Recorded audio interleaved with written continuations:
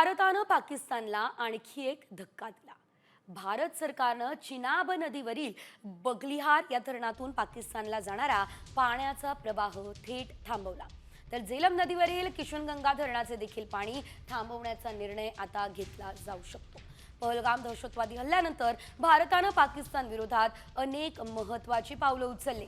त्यामुळे पाकिस्तानला धडा शिकवण्यासाठी भारतानं आता पाणी रोखण्याचा निर्णय घेतलेला आहे।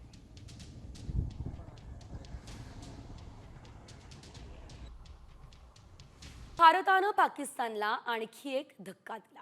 भारत सरकारनं चिनाब नदीवरील बगलिहार या धरणातून पाकिस्तानला जाणारा पाण्याचा प्रवाह थेट थांबवला।